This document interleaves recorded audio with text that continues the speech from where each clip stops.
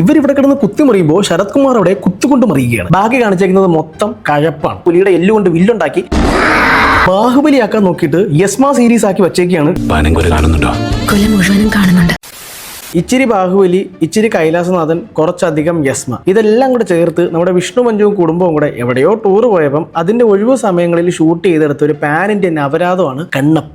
ഭക്തി പടം എന്ന് പറഞ്ഞിട്ട് പേരിന് വേണ്ടിയും അവിടെയും ഇവിടെയും അവസാനവും കുറച്ച് ഭക്തി കാണിച്ചിട്ട് ബാക്കി കാണിച്ചേക്കുന്നത് മൊത്തം കഴപ്പാണ്. പിന്നെ ഊക്ക് എരന്ന് മേടിക്കാൻ വേണ്ടിയിട്ട് കുറെ ക്യാമിയോസും. കഥയിലേക്ക് വരികയാണെങ്കിൽ ഈ സിനിമ തുടങ്ങുമ്പം ആദ്യം കാണിക്കുന്നത് ഒരു പ്ലോട്ടാണ്. നമ്മുടെ അമ്പലത്തിലൊക്കെ ഉത്സവത്തിന് ലോറിയുടെ മുകളിൽ വെച്ച് കെട്ടുന്ന ഒരു പ്ലോട്ടില്ലേ, അതുപോലെ ശിവന്റെയും പാർവതിയുടെയും ഒരു പ്ലോട്ടിൽ അഭിനയിച്ചിരിക്കുന്നത് നമ്മുടെ അക്ഷയ് കുമാറും കാജലുമാണ്. പടം തുടങ്ങി അവിടേക്ക് ഇവിടേക്ക് ഇവരെ ഇടയ്ക്കിടയ്ക്ക് കാണിക്കുന്നുണ്ട്. ഈ കാണിക്കുമ്പോഴൊക്കെ ഇതേ കോസ്റ്റ്യൂം, ഇതേ ലുക്ക്. കുറെ കാട്ടാളന്മാരുടെ കഥയാണ് സിനിമ പറയുന്നത്. ആകെയുള്ളൊരു കാട്, ആകെയുള്ളൊരു ഇട്ടാവട്ടം, ഇതിനകത്ത് 5 രാജ്യം. ഈ 5 രാജ്യങ്ങൾക്കും ഓരോ തലവൻ, ഇവർക്ക് എല്ലാവർക്കും കൂടെ വേറൊരു തലവൻ. ആ തലവനാണ് നമ്മുടെ ശരത് കുമാർ. ഈ ശരത് കുമാറിന് ഒരു കുരുത്തം പിടിച്ച ചെറുക്കനുണ്ട്. ആ ചെറുക്കനാണ് തിന്നൻ. തിന്നനാണ് നമ്മുടെ ഹീറോ. ഈ തിന്നൻ കൊച്ചിലെ തന്നെ കുറച്ച് ശല്യമാണ്. ഈ നാട്ടുകാർക്ക് എല്ലാവർക്കും ഒരു ആചാരമുണ്ട്, ഇടയ്ക്കിടയ്ക്ക് ആരെങ്കിലുമൊക്കെ പിടിച്ചിട്ട് വെറുതെ കോഴിയുടെ കഴുത്ത് വിടുന്ന പോലെ കഴുത്ത് വെട്ടിയും കൊല്ലണം. അപ്പൊ ഇതിനൊക്കെ നേതൃത്വം കൊടുക്കാൻ വേണ്ടിയിട്ട് ഒരു പൊണ്ണുമ്പുള്ളുണ്ട്. ഈ പൊണ്ണുമ്പോൾ ഒരു ദിവസം ഒരു നാരങ്ങ ഇങ്ങനെ പൊക്കി എറിയുമ്പോൾ ഈ നാരങ്ങ ചെന്ന് വീഴുന്നത് നമ്മുടെ തിന്നന്റെ ഒരു ഫ്രണ്ടിന്റെ തലയിലാണ്. ആ ചെറുക്കനെ പിന്നെ കുരുതി കൊടുക്കണം. അവനെ പിടിച്ചോണ്ട് വന്നിട്ട് ഇവർ മറ്റേ ആടിന്റെ തല വെട്ടാൻ വേണ്ടി ഇട്ടേക്കുന്ന പോലെ പിടിച്ചിട്ടിരിക്കുന്ന സമയത്ത് തിന്നൻ ഓടി വരും. തിന്നൻ ഓടി വന്നിട്ട് ഇവനെ രക്ഷിക്കാൻ വേണ്ടിയിട്ട് വാളിന്റെ അടുത്തേക്ക് ഓടി കയറും. ഇവൻ ഓടി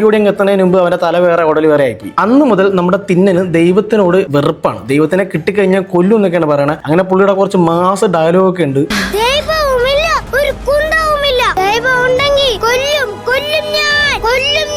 എടേ ആരുടെ ഇതിനൊക്കെ ഡബ് ചെയ്ത്, ആരുടെ ഇതിന്റെയൊക്കെ ഡയലോഗ് എഴുതിയത്? അങ്ങനെ തിന്നാൻ ഇവിടുന്ന് ഒരു കല്ലൊക്കെ വാരി എറിയും ദൈവത്തിനെ കൊല്ലാൻ വേണ്ടിയിട്ടൊക്കെയാണ്. ഈ കല്ല് നമ്മുടെ ഭൂമിയുടെ ഗുരുത്വാകർഷണമൊക്കെ ഭേദിച്ചിട്ട് നേരെ സ്വർഗത്തിലേക്ക് കൈലാസത്തിലിരിക്കുന്ന നമ്മുടെ ശിവന്റെ കയ്യിലേക്ക് എത്തും. അത് കഴിഞ്ഞ് പിന്നെ 25 വർഷങ്ങൾക്ക് ശേഷമുള്ള കഥയാണ് പറയുന്നത്. 25 വർഷങ്ങൾക്ക് ശേഷം തിന്നൻ വളർന്ന് ആചാന ബാഹുവായി. ഇപ്പൊ അവന്റെ ഹോബി എന്ന് പറയുന്നത് നാട്ടിലെ പെണ്ണുങ്ങൾ കുളിക്കുന്ന ഒളിഞ്ഞു നോക്കുക, ദൈവത്തിന് വയ്ക്കുന്ന ആഹാരങ്ങൾ എടുത്ത് കഴിക്കുക, പരുന്ത് റാഞ്ചിക്കൊണ്ട് പോകുന്ന കുഞ്ഞുങ്ങളെ റാഞ്ചി രക്ഷിക്കുക എന്നുള്ളതൊക്കെയാണ്. അങ്ങനെയൊക്കെ ഒരു ദിവസം ഒരു പരുന്ത് കോഴിക്കുഞ്ഞിനെ റാഞ്ചിന്ന് പോയി ആ നാട്ടിലൊരു കൊച്ചിനെ റാഞ്ചിക്കൊണ്ട് പോകുമ്പോൾ നമ്മുടെ തിന്നോടി വന്ന് അമ്പെയ്ത് ആ കൊച്ചിനെ രക്ഷിക്കുകയാണ്. പരുന്തിന്റെ കയ്യിൽ നിന്ന് വീണെങ്കിൽ പോലും ആ കൊച്ചിന് ഇത്രയും പരിക്കൊരുമായിരുന്നു. നമ്മുടെ രാജാവായ ശരത് കുമാറിന്റെ മെയിൻ ഹോബി എന്ന് പറഞ്ഞാൽ രാത്രിയാകുമ്പോൾ അവിടെയുള്ള പിള്ളേരെയൊക്കെ പിടിച്ചിരുത്തിയിട്ട് തിന്നന്റെ വീരഗാഥ കഥകൾ പറയുകയാണ്. ഇതുപോലെ പരുന്ത് റാഞ്ചുന്ന കൊച്ചിനെ രക്ഷിക്കുന്നത്, നാട്ടുകാരുടെ കുളി ഒഴിഞ്ഞു നോക്കുന്നതൊക്കെ ആയിരിക്കും എന്റെ വീരഗാഥകൾ. അങ്ങനെ വിവരിച്ച തള്ളി മറിച്ച ഒരു കഥയാണ് പുലിമുരുകനെ പോലെ പുലിയൂരി പോയിട്ട് പുലിയെ കൊന്നിട്ട് പുലിയുടെ പല്ലും കൊണ്ടുവന്ന് പുലിയുടെ എല്ലുകൊണ്ട് വില്ലുണ്ടാക്കി. ഇതൊക്കെ കേട്ട് ചാർജായിട്ട് നമ്മുടെ തിന്നൻ വീണ്ടും വേട്ടയ്ക്ക് വേണ്ടി കാട്ടിപ്പോവുക. അവൻ വേട്ടയ്ക്ക് പകരം കാണുന്നത് ഒരു കുളിയാണ്. ഈ സീന് കാണുമ്പോൾ നിങ്ങൾ വിചാരിക്കും ഇവൾ ഐറ്റം ഡാൻസ് കളിക്കാൻ പോവാണെന്ന്. പക്ഷെ അല്ല, ഇവൾ ശിവന് പൂജ ചെയ്യാൻ പോവാണ്. വീണ്ടും ദിവസങ്ങൾ കടന്നുപോയി. വേറൊരു തിന്നൻ ഇതുപോലെ വേട്ടയാടാൻ പോകുന്ന സമയത്ത് ഏതോ കുറെ പ്രാന്തന്മാര് ഇവിടെ എന്തോ ഒരു വായു രൂപമുണ്ട്, അത് ഇവിടെ നിർത്തുകൊണ്ട് പോകണമെന്ന് പറഞ്ഞ് കുറെ എണ്ണം വരും. ഈ വരുന്നതിനിടയ്ക്ക് ഇവന്മാർ 2 പെമ്പിളരെ കണ്ടിട്ട് അതുങ്ങളെ പിറകെ പോകും. ഇത് കാണുമ്പോൾ നമ്മുടെ തിന്നം വന്നിട്ട് ആ പെമ്പിളെ രക്ഷിച്ചിട്ട് ഇവന്മാരെ തട്ടും. ഇവന്മാരിൽ ഒരുത്തന്നെ തട്ടുമ്പോൾ ഇവൻ പറയും എന്റെ ചേട്ടൻ വലിയ ആളാണ്, ചേട്ടൻ വന്ന് നിന്നെ തട്ടും എന്നൊക്കെ. ഇവിടെ എന്തെങ്കിലുമൊക്കെ പുതുമ കാണിക്കണേ. അത് കഴിഞ്ഞ് ചേട്ടൻ്റെ ഒരു ഇൻട്രോ ഉണ്ട്. കുറെ കൂട്ടിയിട്ട ശവശരീരങ്ങളുടെ മേളിൽ പോയിരുന്ന അലറുന്നൊരു സീന്. അണ്ണൻ എന്തോ വലിയ സംഭവം കാണിക്കാണ്ട് എന്തോ 1 ലക്ഷം ആർമിയൊക്കെ ഉണ്ട്. ഈ 1 ലക്ഷം പേര് വരുന്ന ആർമിയെ ഇവിടെയുള്ള 10 പേരും പിന്നെ VFX ചെയ്ത 100 പേരും കൂടെ തടുക്കാൻ പോവാണ്. അങ്ങനെ യുദ്ധത്തിന്റെ വിളംബരം വരും. എല്ലാ രാജ്യങ്ങളിൽ നിന്നും രാജാവും മെയിൻ ആൾക്കാരൊക്കെ നമ്മുടെ ശരത് കുമാർ രാജ്യത്തേക്ക് വരും. അപ്പൊ നമ്മൾ വിചാരിക്കും ഇനി ഇവിടെ യുദ്ധത്തിന്റെ തയ്യാറെടുപ്പുകളും യുദ്ധത്തിന്റെ പടയൊരുക്കവും യുദ്ധത്തിന്റെ പ്ലാനിങ് ഒക്കെ ആയിരിക്കും എന്ന്. പക്ഷെ അല്ല, തിന്നൻ അവിടെ നിന്ന് വീണ്ടും പോകുന്നത് നെമലിയുടെ കുളി കാണാനാണ്. നെമലി നമ്മുടെ വേറൊരു രാജ്യത്തെ പന്നക റാണിയുടെ മകളാണ്. ഈ മകളുടെ കുളി കാണാൻ വേണ്ടി വീണ്ടും പോകും. ഇവള് കുളി കഴിഞ്ഞ് നേരത്തെ പോലെ തന്നെ ശിവനെ പൂജിക്കാൻ വരും. ശിവന് കുറെ പഴങ്ങളൊക്കെ വെക്കും. ഇതൊക്കെ ഇവൻ എടുത്ത് തിന്നും. ഇത് അവൾ കണ്ടതിന് ശേഷമുള്ള സീനുകളാണ്.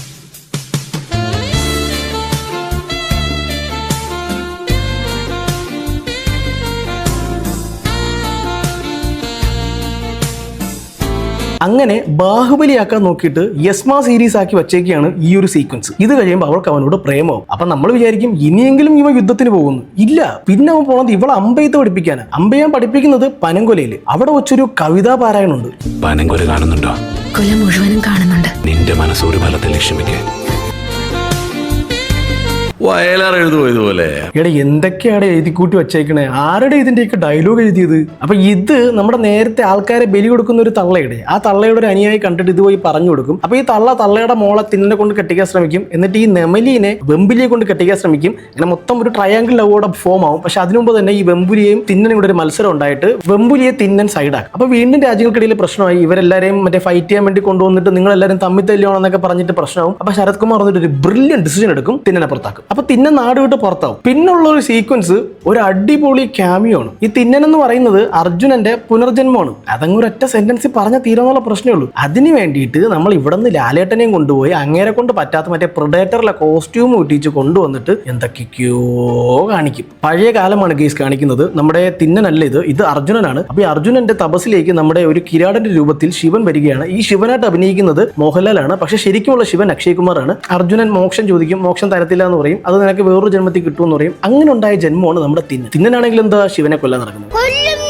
ഈ ശിവനെ കൊല്ലാൻ നടക്കുന്ന തിന്നനെ കൊണ്ട് ശിവന്റെ ഏറ്റവും വലിയ ഭക്തനാക്കുക എന്നതാണ് ടാസ്ക്. അതിന് നമ്മൾ ഈ അർജുനന്റെ കോണൊക്കെ കഴിഞ്ഞിരിക്കുമ്പോൾ വീണ്ടും തിന്നം വരും. തിന്നന്റെ അടുത്തേക്ക് തിന്നം മറ്റേ അവിടെ നിന്ന് ഇറക്കി വിട്ടല്ലോ. അപ്പൊ അവന്റെ അടുത്തേക്ക് നെമലി വീണ്ടും അവിടെ നിന്ന് ഇറങ്ങി വരും. പിന്നെ ഇവര് തമ്മിലുള്ള കഴപ്പാണ് വീണ്ടും കാണിക്കുന്നത്. വീണ്ടും നേരത്തെ കണ്ടതിന്റെ 2.2 വെർഷൻ. അങ്ങനെ ഇവരിവിടെ കിടന്ന് കുത്തിമറിയുമ്പോൾ ശരത് കുമാർ അവിടെ കുത്തുകൊണ്ട് മറിയുകയാണ്. അയാൾ ഈ 1 ലക്ഷക്കണക്കിന് വരുന്ന മറ്റേ പടയാളികളോട് ഒറ്റയ്ക്ക് നിന്ന് യുദ്ധം ചെയ്യുക. അവസാനം അണ്ണൻ പടിയാവും. അണ്ണൻ പടിയാവുന്നതിന് മുമ്പ് അണ്ണൻ ടെലിപ്പോർട്ട് ചെയ്ത് അണ്ണന്റെ ആത്മാവ് തിന്നന്റെ അടുത്ത് വന്നിട്ട് കുറേ കൊണയടിക്കും. ആ കൊണയും നമ്മൾ കേൾക്കണം. അണ്ണന്റെ ആത്മാവ് തിന്നന്റെ മടിയിൽ കിടന്ന് മരിക്കും. ദേഹം പാലത്തിന്റെ അടിയിൽ പോവുകയും ചെയ്യും. ഇത് കഴിഞ്ഞിട്ട് പിന്നുള്ളത് തിന്നന്റെ പ്രതികാരമാണ്. തിന്നൻ തിരിച്ചു വരുന്നു. തിരിച്ചു വന്ന് വീണ്ടും രാജ്യങ്ങളെയൊക്കെ സംയോജിപ്പിച്ചിട്ട് തന്റെ അച്ഛനെ കൊന്നവനുള്ള പ്രതികാരത്തിന് വേണ്ടി പോവുകയാണ്. അങ്ങനെ അവനെ വിളിച്ചു വരുത്തും. ഇവൻ ലക്ഷക്കണക്കിന് പടയാളെയും കൊണ്ട് വരുമ്പോൾ ഇവിടെ വിഷ്ണു മഞ്ജുവും കുടുംബക്കാരും മാത്രമേ ഉള്ളൂ. ജൂനിയർ ആർട്ടിസ്റ്റിനെ കിട്ടാത്തതുകൊണ്ട് VFX ചെയ്ത് കുറെ ആൾക്കാർ അവിടെ ആയിട്ട് വെച്ചിട്ടുണ്ട്. 1 ലക്ഷക്കണക്കിന് പടയാളികളോട് 100 കണക്കിന് VFX ആൾക്കാർ അടികൂടുന്നു. അങ്ങനെ അവസാനം VFX ആൾക്കാർ ജയിക്കുന്നു. വിഷ്ണു മഞ്ജു അവിടുത്തെ രായാഭാഗം പറയുന്നു. അപ്പൊ അണ്ണൻ പറയുന്നു, എനിക്ക് രാജ്ഞിയും രാജാവും ഒന്നും വേണ്ട, ഞാൻ പഴയ കാട്ടാളനായിട്ട് വല്ല കാട്ടിലും ജീവിച്ചോളാം എന്ന് പറഞ്ഞിട്ട് അണ്ണൻ നെമിലിയും കൊണ്ട് വീണ്ടും കാട്ടിലേക്ക് പോകുന്നു. പിന്നെ അങ്ങോട്ടുള്ളത്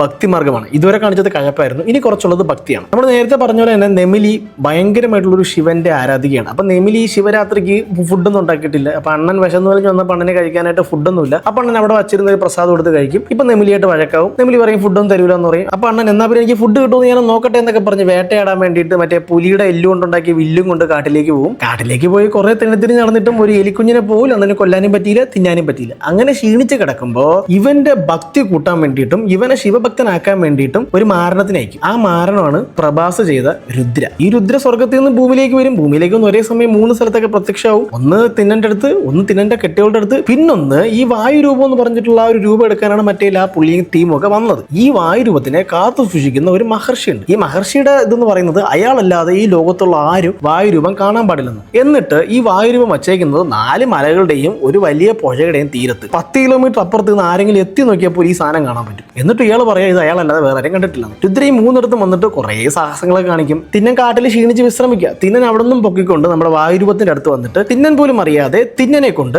ശിവ പൂജകൾ ചെയ്യിക്കും. അങ്ങനെ ഇവൻ ഇവിടെ പൂജകൾ ചെയ്തുകൊണ്ടിരിക്കുന്ന സമയത്ത് നേരത്തെ ഇവൻ ഇടിച്ച് പടമാക്കിയ ബെമ്പുലി അവിടെ നെണീറ്റിട്ട് നെമിലിയെ ഉപദ്രവിക്കാനായിട്ട് നെമിലിയുള്ള സ്ഥലത്തേക്ക് വരും. അപ്പൊ ഇവൻ വന്ന് വീടൊക്കെ കത്തിക്കുമ്പോൾ നെമിലി ഇവിടെ നോടി രക്ഷപ്പെട്ട് കാട്ടിലേക്ക് പോകും. കാട്ടിലേക്ക് പോയി കഴിയുമ്പോൾ നെമിലിയെ ഒരു ആന വന്ന് പിടിച്ചോണ്ട് പോകും. അപ്പൊ ഇതിന്റെ ഇങ്ങനെ പൂജയെ കഴിഞ്ഞ് നിൽക്കുമ്പോൾ നമ്മുടെ രുദ്ര പറയും നീ ശിവനെ ഒന്ന് ശിവ എന്ന് വിളിക്കും. ശിവനെ വിളിച്ച് നീ രക്ഷപ്പെടും. ശിവനെ വിളിച്ച് കഴിഞ്ഞാൽ നീ നല്ലവനാവും എന്നൊക്കെ പറയും. അപ്പൊ ഇവനിങ്ങനെ വിളിക്കാതേക്ക് നിൽക്കും. ഇവൻ നെമിലിയെ നോക്കുമ്പോൾ നെമിലിയൊന്നും കാണുന്നില്ല. അപ്പോ നോക്കുമ്പോൾ ഒരു ആന നെമിലിയെ ഇങ്ങനെ തുമ്പിക്കയിൽ കൊണ്ടുവരും. ഇത് കാണുമ്പോൾ പിന്നൻ ശിവഭക്തനാവും. ശിവനാണ് ഇതൊക്കെ ചെയ്തത് മനസ്സിലാക്കിയിട്ട് ശിവഭക്തനാവും. പിന്നെ അങ്ങോട്ട് ഭക്തിയാണ്. പിന്നെ അങ്ങോട്ട് ഒരു പാട്ടുണ്ട്. ഈ പാട്ടില് ഭക്തി അങ്ങ് കോരി ഒഴിച്ചിട്ടുണ്ട്. കാരണം ഈ സിനിമ മൊത്തം കാണിക്കേണ്ട ഭക്തിയെ ഈ ഒരൊറ്റ പാട്ടിൽ അവർ കാണിച്ചിട്ടുണ്ട്. ഇവൻ ഉണ്ടില്ലെങ്കിലും വായുലിംഗത്തെ കൂട്ടുന്നു, ഇവൻ ശ്വസിച്ചില്ലെങ്കിലും വായുലിംഗത്തെ ശ്വസിപ്പിക്കുന്നു. അങ്ങനെ കുറേ സാധനങ്ങൾ, കുറേ ഭക്തികൾ ഇങ്ങനെ നടക്കുന്നുണ്ട്. അങ്ങനെ ഒരു ദിവസം നമ്മുടെ തിന്നൻ വായുരൂപത്തിന് ഫുഡ് കൊടുത്തോണ്ടിരുന്ന സമയത്ത് നമ്മുടെ നേരത്തെ പറഞ്ഞ മഹർഷി വരും.